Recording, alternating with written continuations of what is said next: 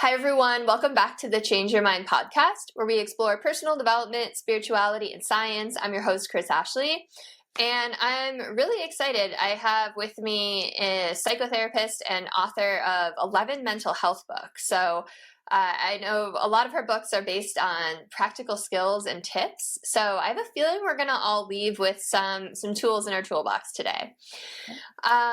Let's see. A couple quick announcements before we get started. As always, head over to the links in the show notes. There's going to be a lot there. You'll be able to connect with my guest. You'll be able to connect with me on social media. You'll find ways to sponsor the podcast. You'll find links and updates to everything I'm doing. And as always, this podcast is part of the Los Angeles Tribune Podcast Network, so you'll also find links to them. Oh yeah, and my book is on there too. It's called Change Your Mind to Change Your Reality. It was endorsed by Michael Beckwith, Bob Doyle, Marcy Shimoff, all of whom were on The Secret. It was endorsed by John Gray, who wrote Men Are From Mars, Women Are From Venus, kind of on the psychology end, and a whole lot more. So come check us out. Come get involved with the podcast network. Come say hi. All right. What if the one thing keeping you stuck is the way you think? Welcome to Change Your Mind with Chris Ashley, the podcast where science meets spirituality and mindset becomes your most powerful tool for transformation. I'm Chris Ashley, author of Change Your Mind to Change Your Reality, trainer, speaker, and lifelong seeker. For years, I battled trauma, depression, anger, chronic illness, low self-worth, and the weight of old stories. Until I discovered how to rewire my mind, reconnect with my divine nature, and consciously create a new reality from the inside out. This show is here to help you do the same. Each week, we explore the intersection of personal development, spirituality, and science, diving into topics like healing, emotional mastery, entrepreneurship, resilience, and the quantum nature of reality. You'll hear powerful stories, gain practical tools, and real conversations that will help you change your perspective, get unshakable confidence, and live the vision your soul has always known is possible. Whether you're navigating a major life shift, building your dream business, or seeking deep healing and alignment, you're in the right place. So if you're ready to break through, take back your power, and create a life on your terms, this is your moment. Let's break free from the patterns that hold us back, awaken to who we truly are, and rise. Your transformation starts now.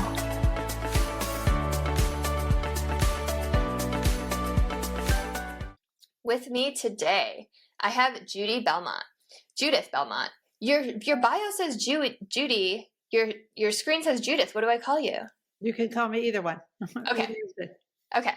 So I have Judy Belmont with me. So Judy has 40 years experience as a psychotherapist in private practice, mental health, and corporate training, as well as a wellness conference speaker.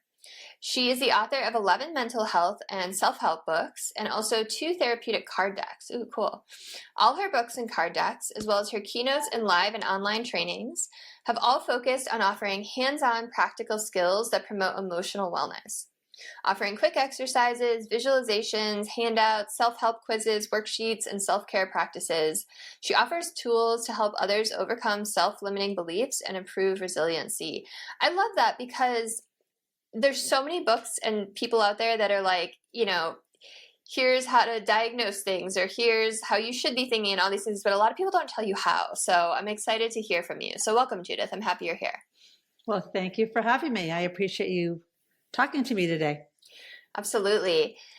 So I told you before in the green room that I don't plan anything, and that was not a total truth. The first question I always ask everyone, it's the same question, and that is your origin story. So what is it that put you on this path to want to be a therapist and write all of these books? Well, I was always a very sensitive child and was always very curious about people and why people act the way they do. So it was a natural progression for me. I never really thought of being having any other major except psychology when I was in college. And actually, I was going to go into social psychology because I wanted to learn about people and the social group of people. And then I realized that no, social psychology is more the research. I want to actually work with people. So then I went into clinical psychology. So it was just a natural progression based on just my genetic framework and what made sense to me. And it's been a good fit for me. That's interesting. I think you are the first person on the show who I've asked that question to that didn't tell a story about some difficulty that they went through that kind of woke them up and made them be like, I got through this. I want to help other people now. So it's more that you were just kind of like born with that drive to help people. I was always wired that way.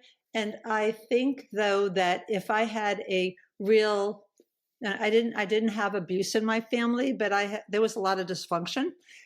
So I think that if I grew up in a super healthy family, probably my path would have been different. So I guess in that vein, I'm like all the rest of your interviewees. But I saw that. I guess, I don't know, it just was a natural thing for me based on where I came from to just want to figure things out. And I used to be, very shy and introspective. And as I got older and figured more things out and got into healthier situations, it was a natural progression for me to do what I'm doing. So I think probably there's a mixture of the two. Yeah. It wasn't a defining event or anything. It was just an evolution that I went through from being kind of shy, awkward to being confident and realizing you need practical skills to know how to learn things that you didn't learn back then. Yeah, that's interesting. So what made you want to come up with all of the tools and tips and like worksheets and quizzes and all of that? Well, I've always been, as I said before, I was thinking of going to social psychology because I knew so little in college about it. I wanted to work with people. And then an advisor said to me, why do you want to go be in social psychology? That's just like research. Not that there's anything wrong with research, but my interest has always been practical, working with people, practical ideas, and it's just my orientation. But I was very, very lucky.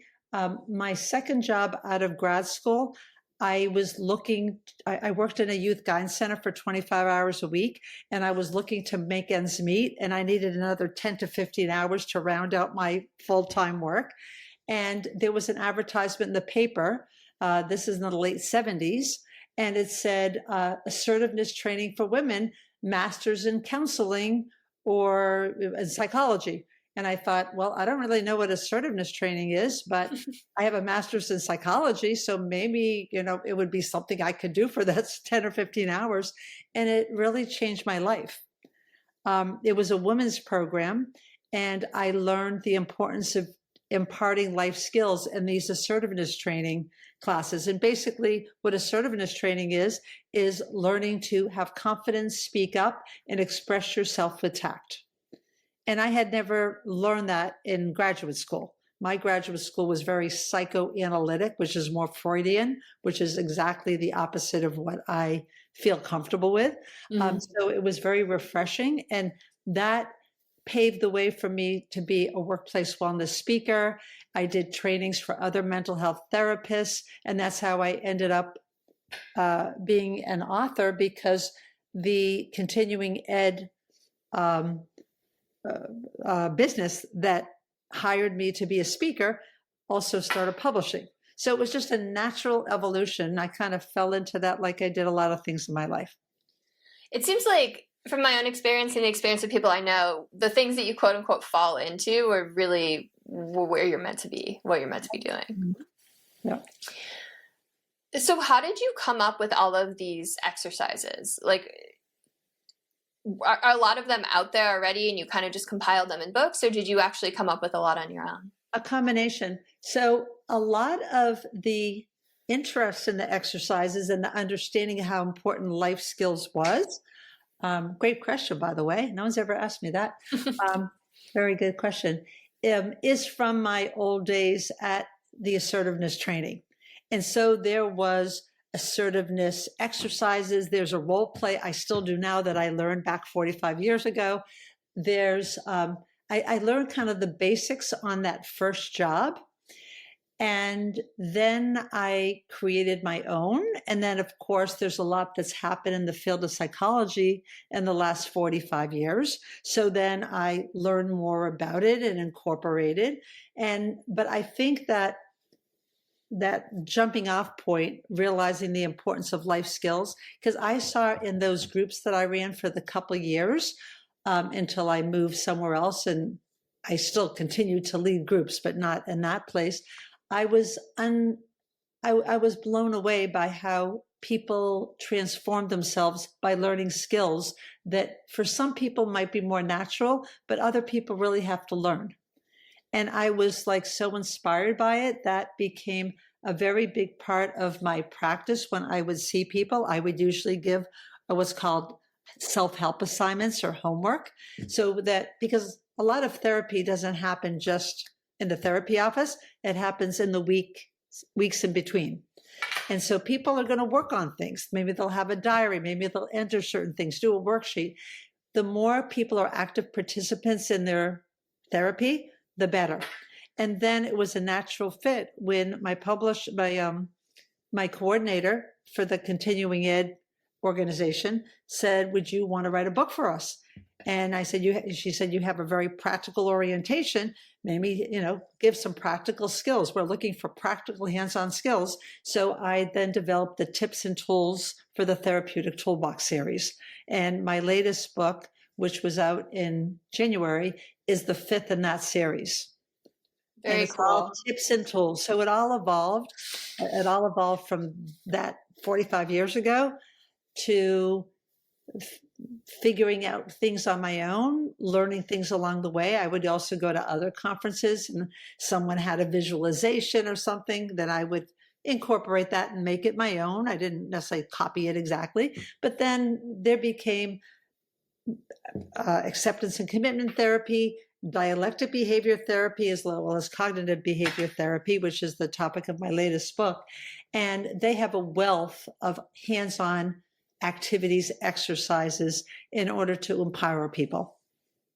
That's really, that's really cool. That job was definitely like something you were meant to have. Yeah. And it's crazy that a lot of these tools and skills weren't taught to you while you were in school. I've been through a lot of therapy myself, and the therapy that like really helps is the ones where they give you tools, not just like listen to you talk, right? Because you're just like so in your analytical mind when you're talking. So give me an example of what kind of skills you set people up with.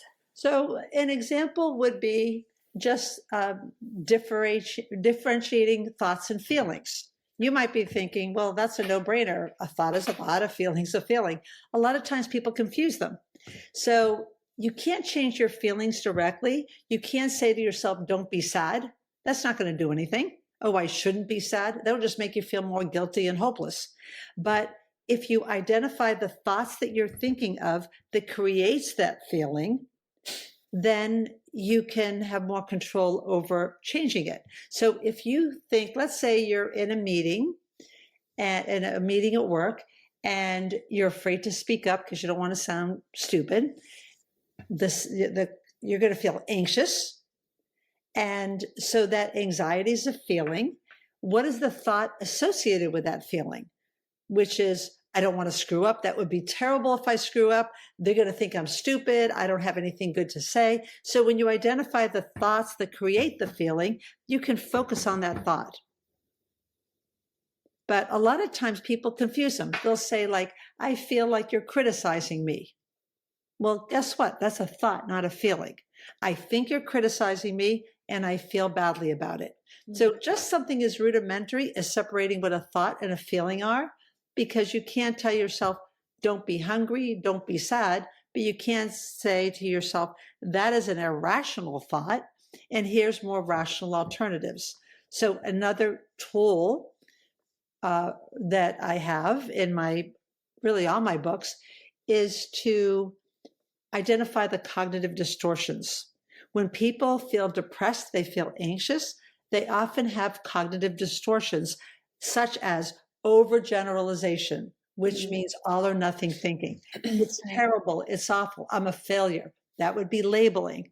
I'll never get it together. That's fortune telling. There's different thought habits that make people immobilized. And by identifying what the distortion is, you can change your language.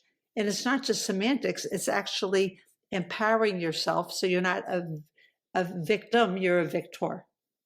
I love that. It's funny. You heard me mention my book, Change Your Mind to Change Your Reality. There's like a huge section about the thoughts we think. And it's funny to hear you say that. I'm like, oh yeah, that is a psychology thing.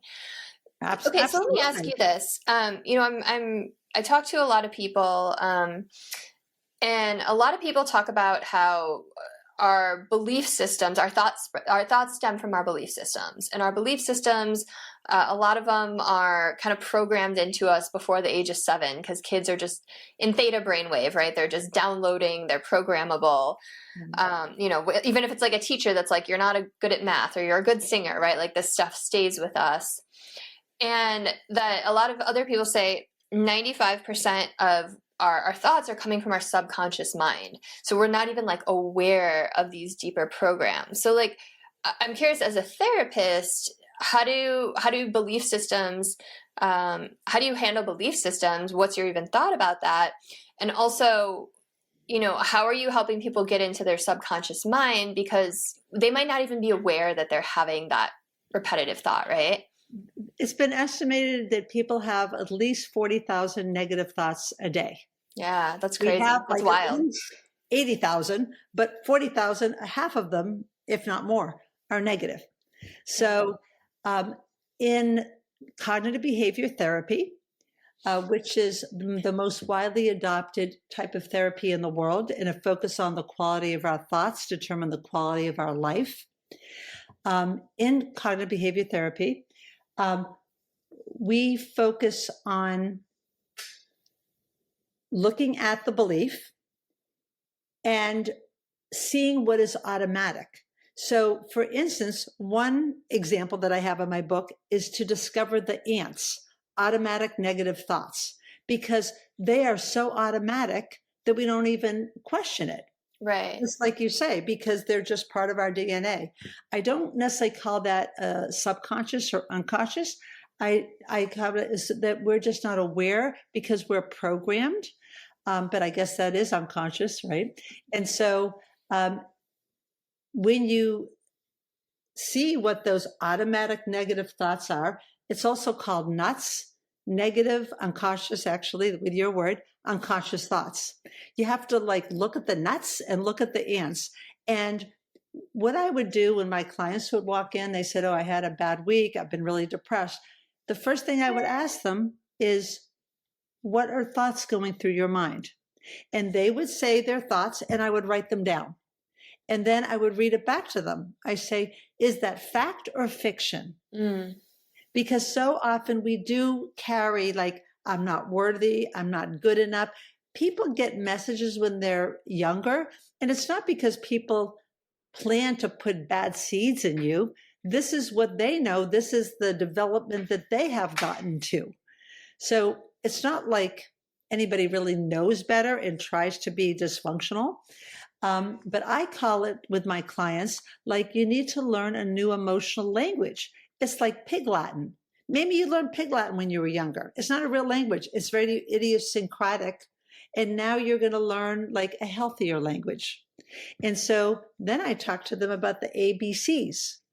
Instead of ABC, we all know the ABCs, right? A in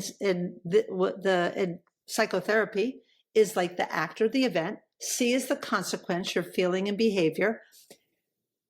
He broke up with me, I'm miserable. A lot of times people think I'm miserable because he broke up with me. That would be an unconscious negative thought, because you would think the circumstance made you feel that way.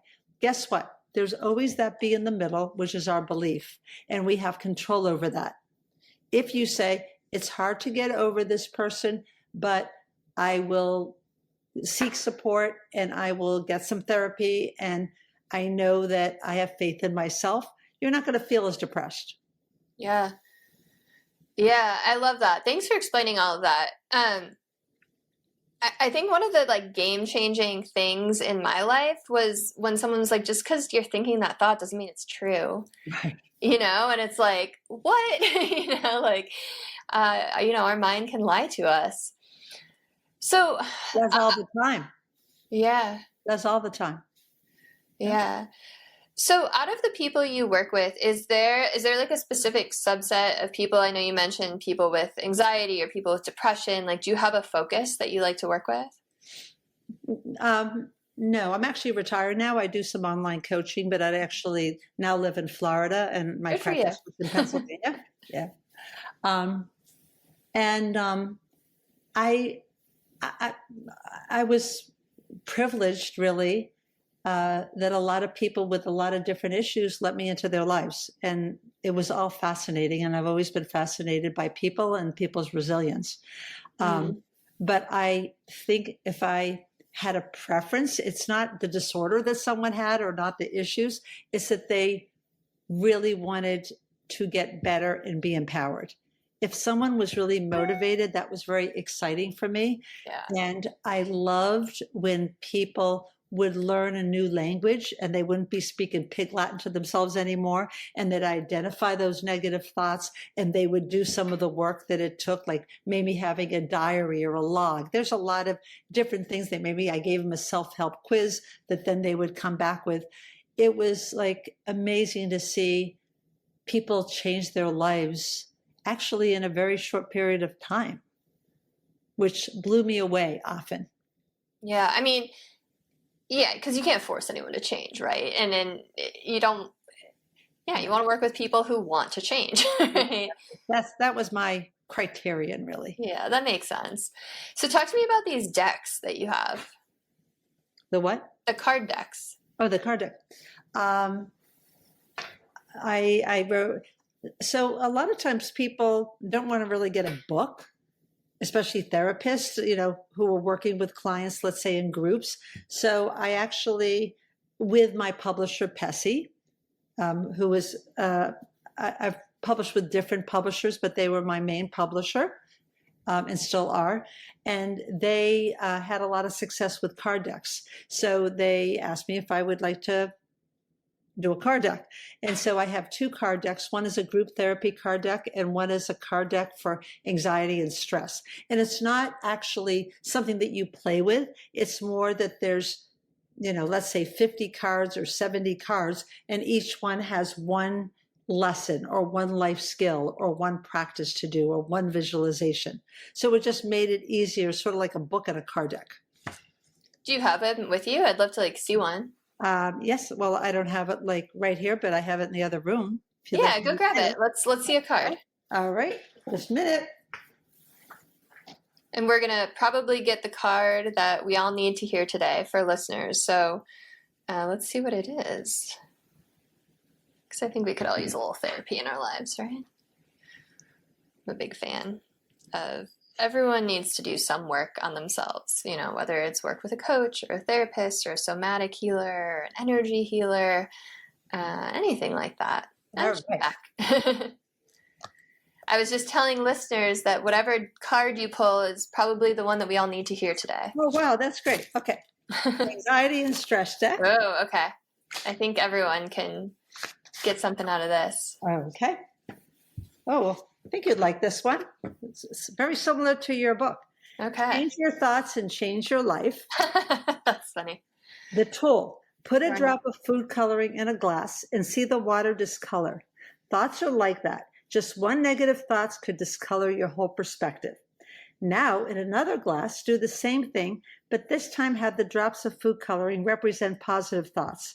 Appreciate the power these have on your attitude. And then the affirmation at the end is never underestimate the power of positive thinking to lessen your stress. I like that. I like that visual. Isn't it crazy how we can hear 1,000 positive things in a day and we hear like one negative thing and we just like hook onto that? Positive things are like Teflon, but negative things are like Velcro. Yeah. Definitely. It's called the negativity bias in psychology. I have another one I think would be very helpful. Yeah, sure. Okay, this one is cope with coping cards. So again, This is the anxiety and stress, and it has a little activity. Tip, you can keep calm by using healthy reminders in difficult times. The tool is using either 3x5 cards or something that you can, notebook, whatever. Write calming thoughts that you can carry and refer to in times of stress. They can include affirmations, which are positive self-statements, positive sayings or reminders to keep you on track, like I can do it. Irrational thoughts written on one side and a more positive, like I'm a loser, I'm someone who has had a lot of difficulties, and I'm proud of myself for trying to get over that. That would be an example. And an inspirational quote. People often love quotes because they resonate with us. So pick a few quotes and maybe take a quote a day. One of my activities in my books is have a bowl or a bag or a box or something, and you maybe on the computer, you print up a whole bunch of inspirational quotes or affirmations. You cut them in strips, and every day you pick one, and that will be the one that you carry around, as an example. Yeah, this one is using I statements. Instead of you statements, you shouldn't be doing that. An I statement is, I don't feel comfortable when you raise your voice at me. So you're specific instead of general. So this is an example of the card deck, and like little quick tips. They seem obvious, but people don't often live by that. Yeah, that's interesting. It's like we can hear advice all day, but we don't always, like, intellectually we might understand something, but we don't put it into practice. Why is that? Well, I think a lot of it is people don't know how. And that's why I'm so focused on giving the how-tos, because, I've had people say things like, you should just think more positive. Well, how do you do that? It's not so easy, especially if you're thinking very negative things. Or you should just be grateful. Well, how do you be grateful when you're feeling very bitter and you're looking at the dark side of things? So advice doesn't do much for you unless it offers you tools and you're ready to use them. Yeah, I think a lot of people tend to forget that other people view the world differently than they do, right? And they have different kind of thoughts and different beliefs. Absolutely. Which is really interesting. I have a great visualization for that if you want to do it with me. Yeah, let's do it. Yeah. Okay. This is actually one of the things I got way back in my assertiveness training class. Oh, cool. This visualization, but I just still love it. It's been 45 years that I've known it. So you clasp your fingers like this. Okay. Which thumb is on top? Your left or your right? My left. Okay. The same thing with me. But in a live presentation, it's usually about half and half. Okay. Okay. Now unclasp and put the other thumb on top. How does it feel? Not as natural. Right. Very different. For some people, it's uncomfortable. It's strange. But a lot of times we think people are like us and everybody has it one way. So sometimes we need to stretch ourselves and look at things and develop flexibility in a different way. And an advanced version of that is folding your arms. If you fold your arms, my right arm is on top. My left arm is on top. Okay, interesting. Okay, now try it the other way.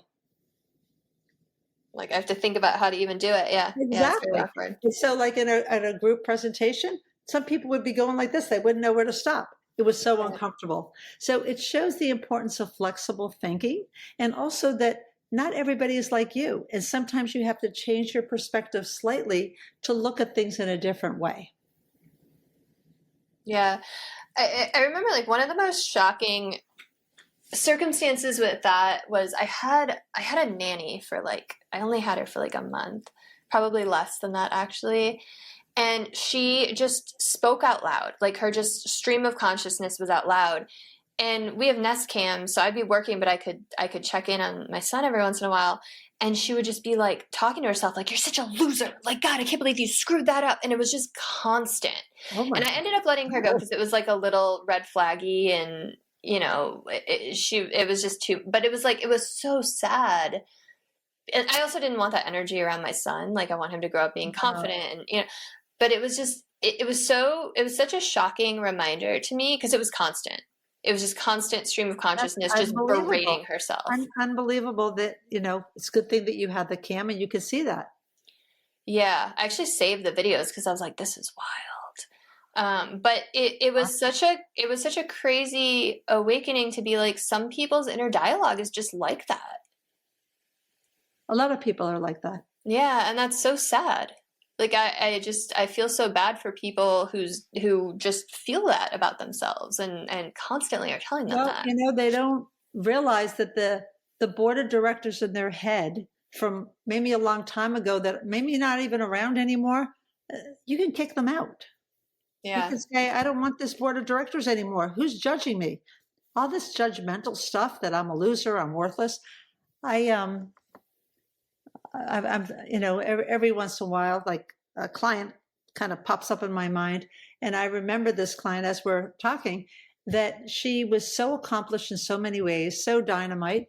But she says, I always feel like I'm just worthless. This all or nothing kind of thought. So we dissected that and we looked at alternatives. Yeah. But, she kind of grew up that she wasn't, quote, good enough. And to her, she interpreted it as worthless. But I showed her a bill, let's say a $20 bill. I crumbled it.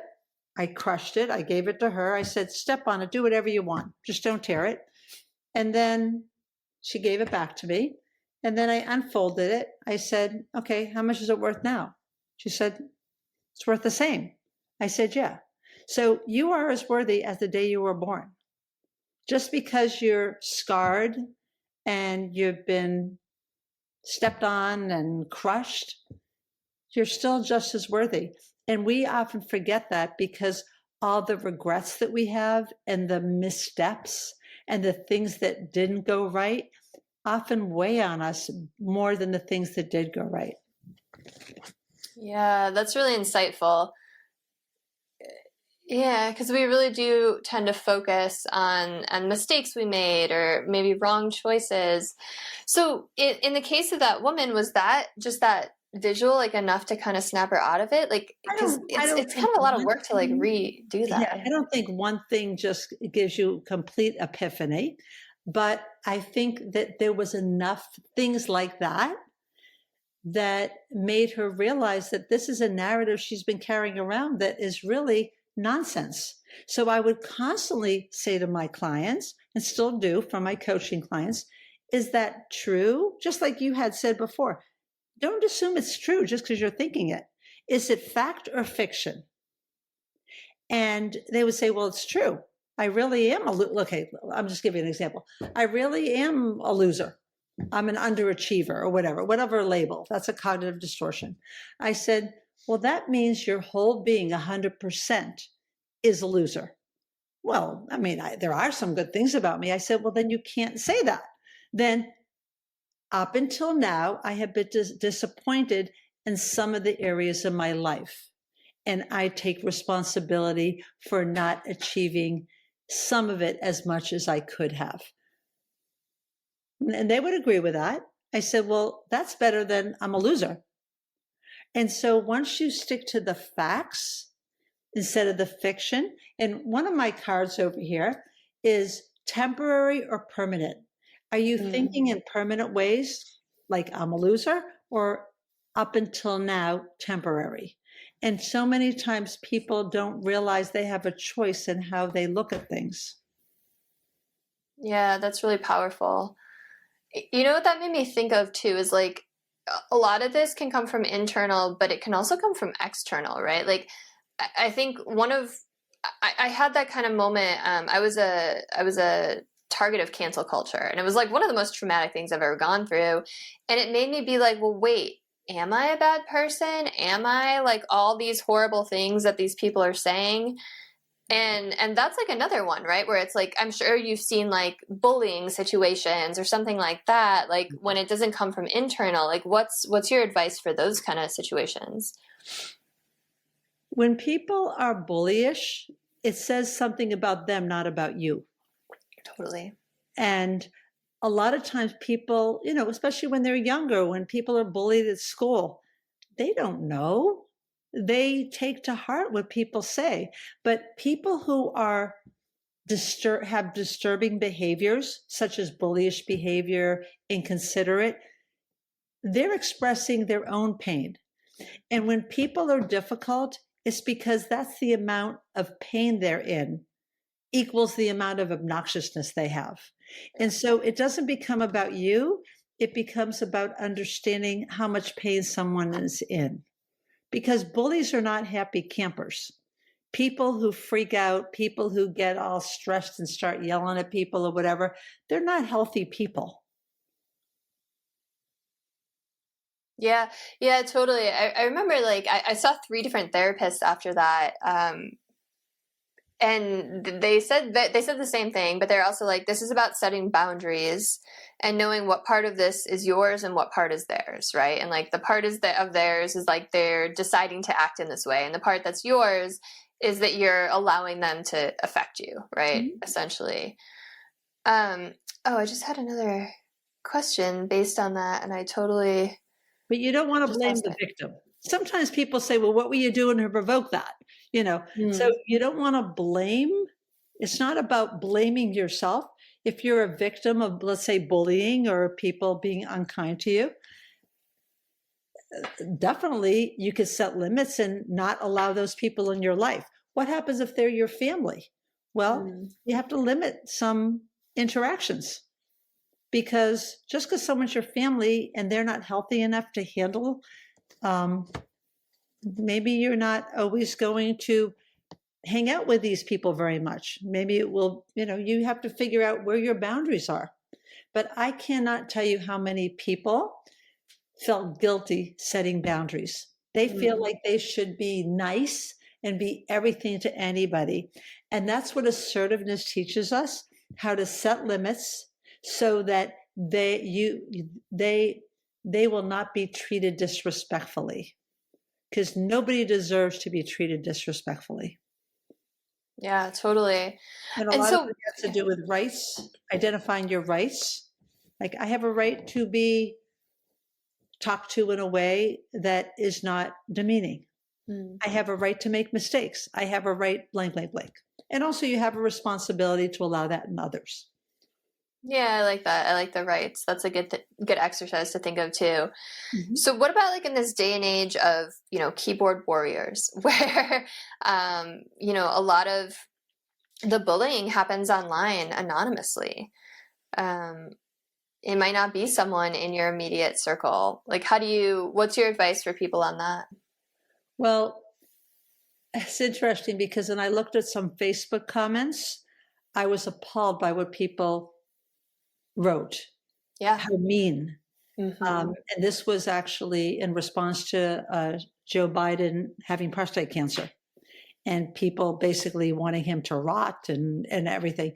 No matter what your political affiliations are, anybody who thinks that someone should be allowed to rot or whatever, I mean, it's just so toxic. It's not even funny. Yeah. So I think that it's important to not allow yourself, to protect yourself from either seeing these things, but sometimes they might pop up unexpectedly, like it did on my feed in relation to something. And realize that these people are very toxic people who do that kind of thing. And I wouldn't put much stock in what people say like that.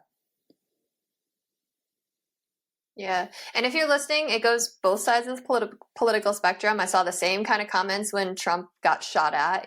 People were like, oh, I wish you hadn't missed, right? It's regardless of whatever your political leanings are, it doesn't matter. There's a sense of respect that people deserve and kindness that people deserve.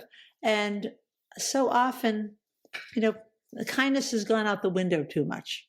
Yeah, it's amazing how people feel so emboldened being behind a screen, especially now that Facebook has like the anonymous option. It's even worse because it's not connected to their name. Oh, really? I didn't know that. Mm-hmm. Yeah. For me, like I put out a lot of content. I'm very public facing. So some of these comments are directed at me. And I remember, this is so interesting. You might find this interesting. I made a video about it, pretty much saying exactly what we've been saying, you know, like when people lash out at you, they're coming from a place of their own pain and suffering. But like, if this is you, if you are one of those people that like comments hate on people's messages, like videos or content, like I'd love to just hear from you. Like, what do you get out of that?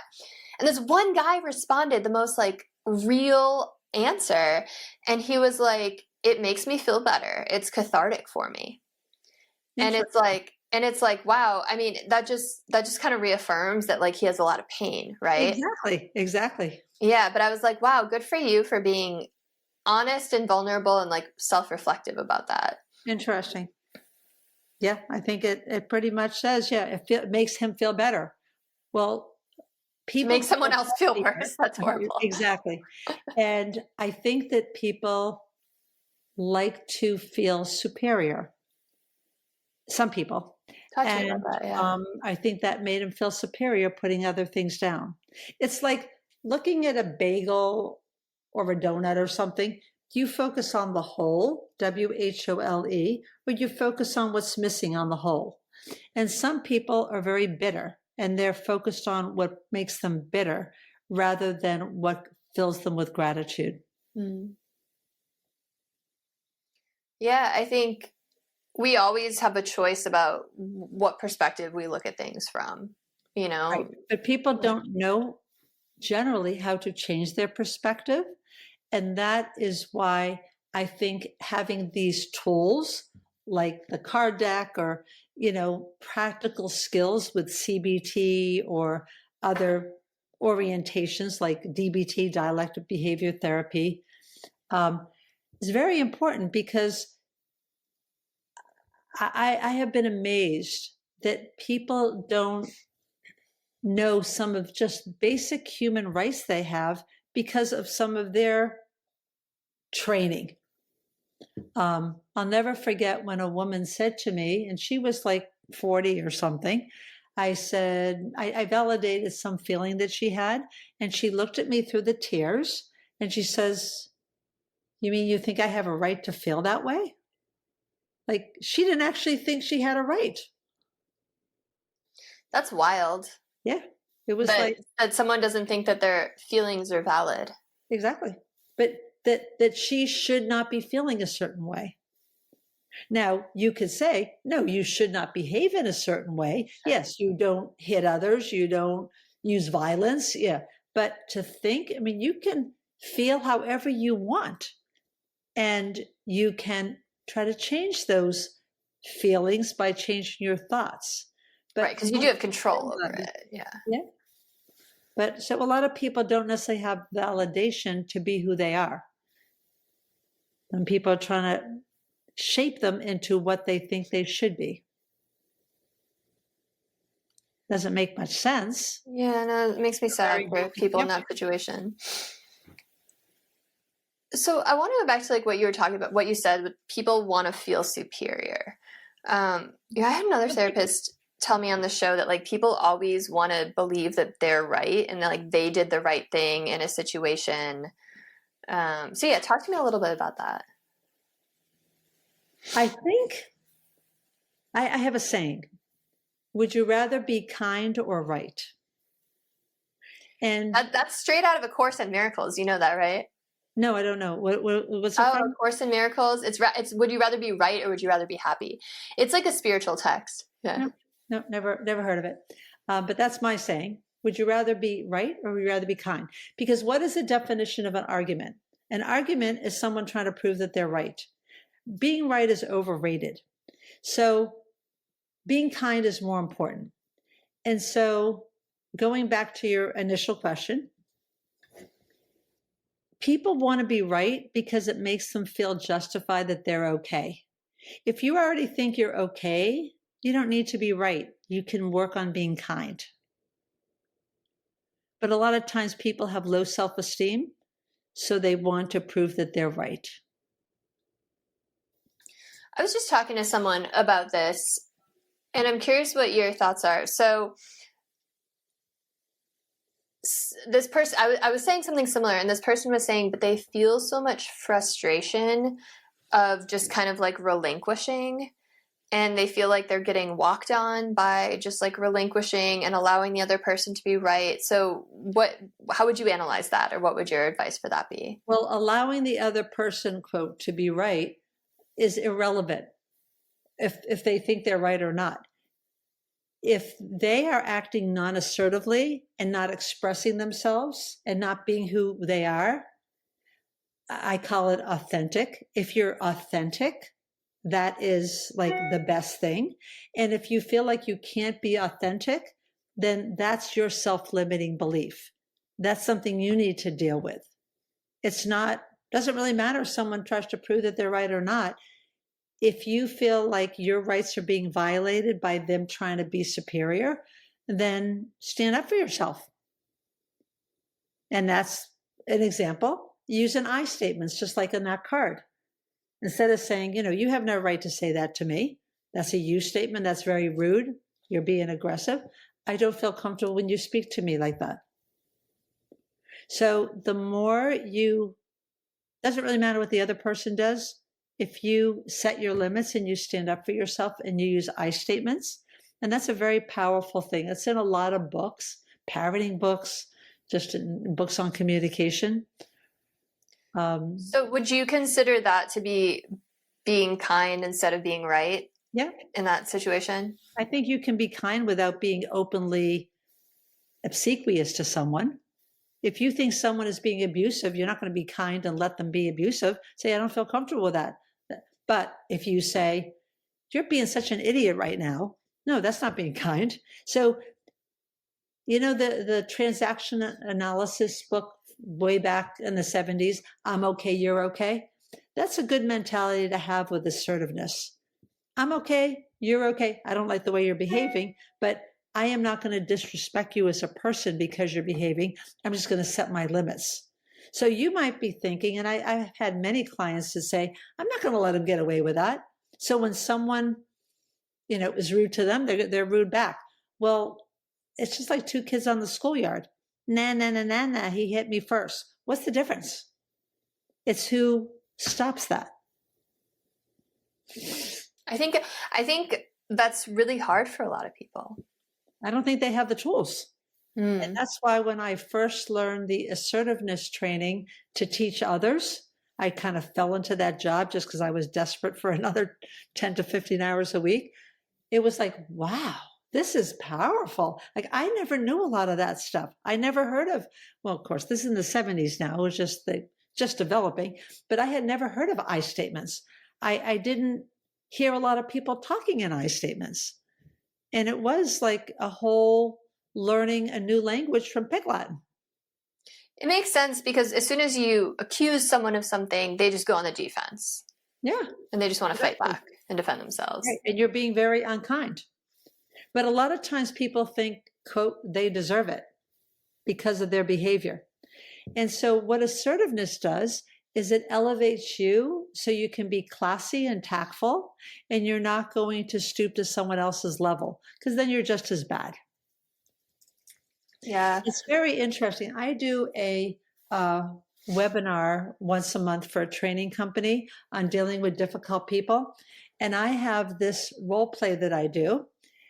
And they don't actually interact with me, in person. It's all through a chat box. I say, okay, tell me, once I do this like little short role play of like 5 lines, were my comments, after I already explained what assertive, non-assertive, and aggressive are, I said, tell me which I was, assertive, non-assertive, and aggressive.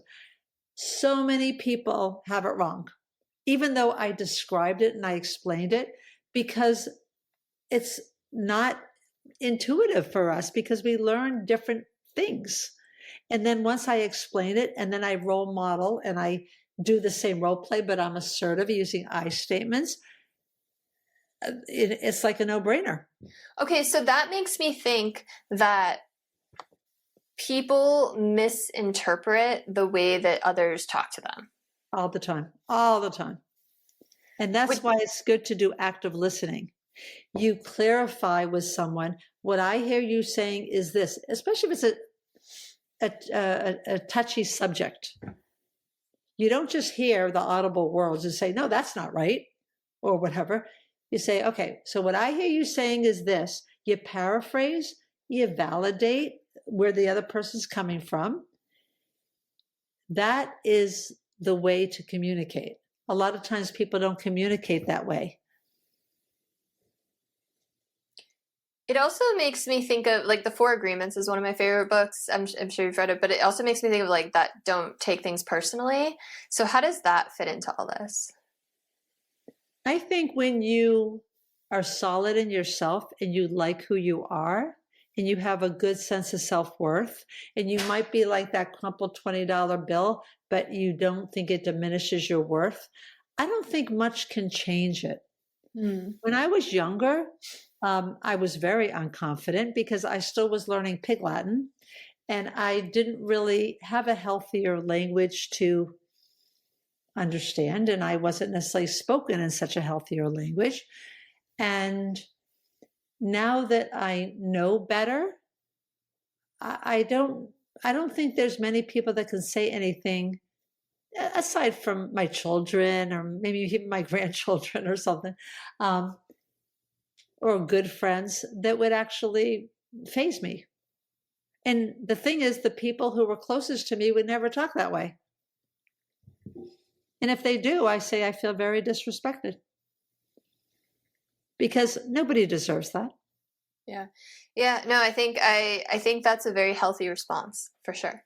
I think that's something that a lot of people struggle with, getting to that point.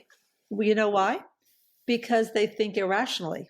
They think he made me feel bad about myself. Guess what? No one. And we're not talking about trauma and abuse. We're talking about like everyday hurting your feelings. Yeah. Right. When you're an adult, and we're not talking about child abuse or anything like that. You can't make anybody feel anything. I felt this when he said that, and then you're empowered. But so many times people, I mean, that's like a matter of speaking, is like, he stresses me out. Well, guess what? That's irrational. No one can stress you out. I'm stressed when I'm around him, or when I think about him, I'm stressed. So one is you're a victor, you have control, you're empowered, and the other is you're a victim. I like that differentiation. Okay, so you've brought up victimhood twice. What do you think about how it's almost become trendy to be a victim online these days, where people love to, share all the ways they're victims? Yeah, what do you think about that? Like, how do what's the psychology behind that? Kind of posts, but but I don't doubt that's true. I don't know, obviously I'm not reading the same things that you are, but I think that people like to be a victim because it blames someone else. But you know what? Blaming doesn't make you a happy camper. Blaming just makes you bitter. It doesn't make you better. Yeah. And I think too often people don't want to take responsibility for themselves, and it's easier to blame someone. Let's say if a marriage goes badly, relationship goes badly. Okay, you might be good to take some responsibility, because it doesn't mean you're a bad person if part of the reason you broke up is because of you. This is what I've learned for future relationships, or this is what I've learned to make me a better person. But the blaming thing just makes people feel like they're okay. If you have a good sense of self-esteem, you don't need to blame. And so people like my clients would say, yeah, I don't really want to talk about my childhood because I feel like I'm blaming my parents all the time. I said, it's not all about blaming. It's just trying to understand where all this comes from. So there's nothing to feel guilty, because so many people feel disloyal. But if you shift away from the blame to insight, just imagine a magnifying glass. That's another one of my tips that I really like, is using a metaphorical toolkit, like a stress kit. And a magnifying glass will have you look behind what someone's saying or your own self-talk. Is it rational or irrational? An elastic band can show stress. If it's stressed too much, you're going to break. But if it's not enough and it's limp, you're not challenged and you're not engaged. So there's a lot of little metaphors. A Hershey kiss will remind you the importance of self-compassion and self-love and empathy towards others. So I would have like my clients assemble a toolkit of things, and they would keep it on their desk at work, or they would keep it in their kitchen, or they would have their kids help them assemble things to have metaphors to show them important life lessons. Yeah, I like that. That's like a cool way of, it's like the physical form of having like a Post-it with something on it on your mirror. Right. It's all imagery. Okay, last question before we start to wrap up. We were talking a little bit earlier about how people like to feel superior. What about friends who, I don't know if are envious or aren't supportive on your journey? They don't help you celebrate the wins. Like, does that come from that place of like not wanting to feel superior? Right. I do want to make sure that I don't come across in the wrong way. I don't think people in general need to be superior. I think unhappy people need to be superior. But that's actually a lot of people are unhealthy, so a lot of people want to be superior. So if you have, quote, friends who don't really cheer you on and don't validate, then the quality of the friendship is not very deep. It's a shallow friendship. And that might be a friendship to decide, is it healthy for me to have? Not all friends are good for you. If friends are there not to cheer you on and not to validate, that's not real friendship. It's acquaintanceship. Maybe you like to play tennis with that person. That doesn't necessarily mean you want to let them too much into your lives. All right. This has been great. Thank you so much for all of your insights. Yeah, thank you so much. I'd love to, if you want to just let the audience know, where they can connect with you, where they can buy your books, your cards, or anything else. My latest book that I'm trying to promote is 110 CBT Tips and Tools. And as you can see, it's a lot of handouts, worksheets, and all sorts of practical tips on having a better life and avoiding self-limiting beliefs. And you can find me on Amazon at the Judith Belmont author page. And also I have a website where I have a lot of video shorts. I'll have this on the author page.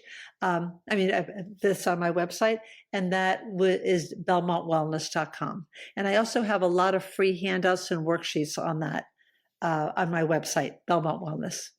Amazing. Well, thank you again so much. I'm sure listeners got a lot out of this conversation and that they'll get a lot more out of your books as well. If you're listening and there's someone you think would really resonate with this or needs it in their life, send it to them, like, comment, share, subscribe, all the things. And I hope you all have a beautiful rest of your day. Thank you.